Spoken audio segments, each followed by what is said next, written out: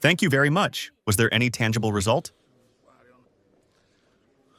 Wait, I'm suddenly trying to figure out the result that I saw here today.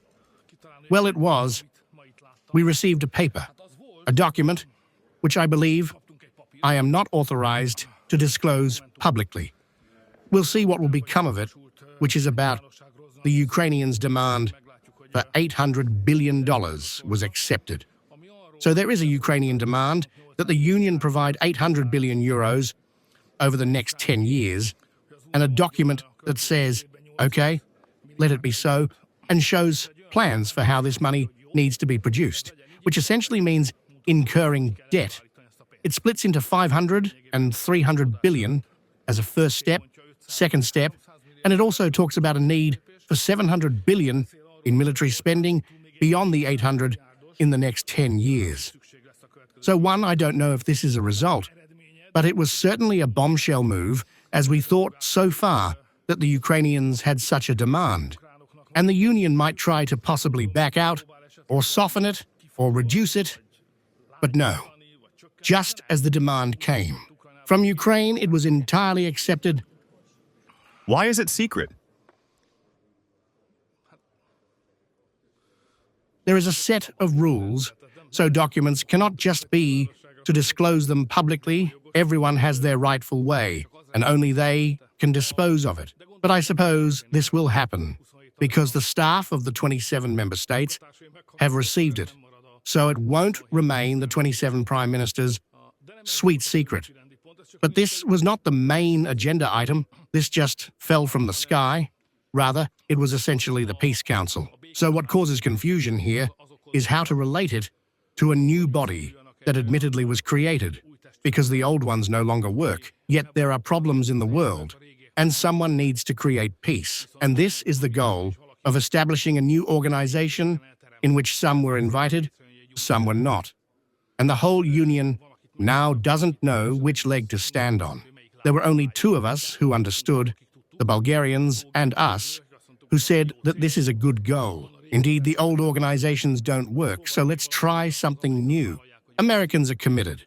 They are leading the countries from crisis regions from Saudi Arabia to Qatar, Turkey, Azerbaijan, the Caucasus countries. These countries came. There are two of us Europeans. Let's try. No one can guarantee that this will be successful, so the Americans have embarked on it with great momentum, and we feel that something could come out of it. This organization definitely has more chances for success and peace than the old ones, which have failed. Prime Minister, how was the debate about Greenland and the American connection? Were there significant differences among the leaders? About Greenland? Yes, well, yes, there were definitely significant differences. Fortunately, this, or as the American president put it bluntly, that block of ice issue reached a resting point fairly quickly, as it is no longer pressing now, since they agreed that there will be no taxes, no tariffs, no military intervention, and everyone is interested in reducing the conflict. So they are trying to put out the fire, not heat it up, so this wasn't such a hot potato, such a hot issue anymore as when this meeting was convened. But there were those who decidedly wanted to cooperate with America at all costs. To find common ground was one viewpoint. And there were those who said that if it happened once, it could happen tomorrow and the day after, and one must prepare for that. So the debate was very excitingly diverse, and it was useful, by the way. I think now the issue is far more consolidated than it was. We always saw that it's not a European issue, it's a NATO issue. So when two countries like United States and your homeland are member on the same organization, which focusing on security, which means NATO, the proper field to manage the conflict and to negotiate and channelize the different opinions is basically NATO. So that's going on now. The Secretary General of NATO made a good job to consolidate the situation. The most significant stakes of the elections are in Ukraine outside of Hungary, since this document I mentioned also states that Ukraine must join the European Union by 2027. So it's not just about the 800 billion or 700, but also talks about the accession date as well. And Hungary opposes this. So in my opinion, there won't be a parliament in Hungary in the next 100 years that would vote for the Ukrainians to join the European Union. And the Ukrainians think that the only way this can be done is to remove the obstacle named Hungary, if there is a pro-Ukrainian government in Hungary. And they are working on this. And then it is obvious in Hungary that we do not want them to join the Union. We oppose their government membership. It's clear even the DK wants to let them in. Therefore, we must acknowledge that the Ukrainians will play an active role in the Hungarian campaign because they have a fundamental interest in a change of government in Hungary. This does not make me happy.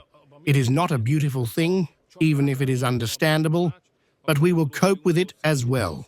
So everyone agrees that if the Peace Council were only about Gaza, then almost every country in the European Union would have a place there. But since the Americans prepared this document, with our approval as well, it goes beyond that. And that's why it appears to be like a UN initiative in the making. This makes the matter suspicious for the locals, and they would like to participate in the settlement of Gaza. But they do not wish to partake in the creation of any other broader international organization. What do we think about this? We believe the Americans have spoken clearly yesterday and today as well. The first task is to consolidate Gaza.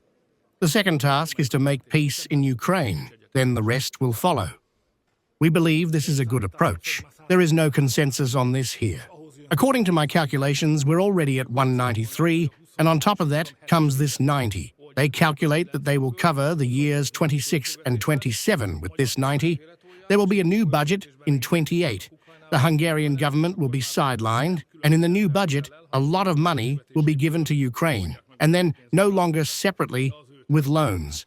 But Ukraine's financial support will be managed from the Union's budget. This is their plan. We want to prevent this.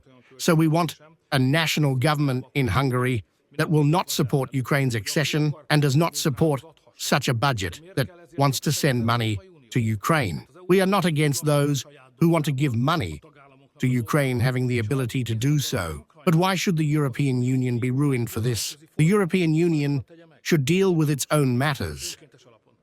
Criticism has already been leveled by the President of the Federal Republic of Germany, pointing in the direction of Hungary.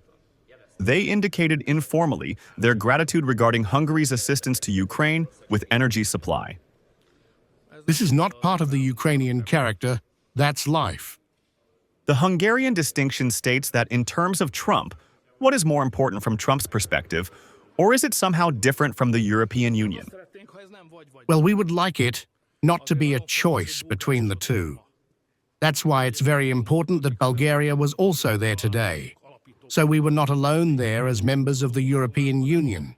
We signed the document for the peace councils as founders, but the Bulgarians were there too. I see that this won't become an either-or situation. So the European Union also believes that if an organization is established in the world that includes the leadership of the richest Arab countries, includes Turkey, includes Egypt, includes Israel, so to be left out of this would indeed be difficult for a group of countries, a union that sees itself as a global player. Those who are not part of it are indeed left out. What is the current stance of European Union countries regarding America as an unpredictable ally or a responsible adversary?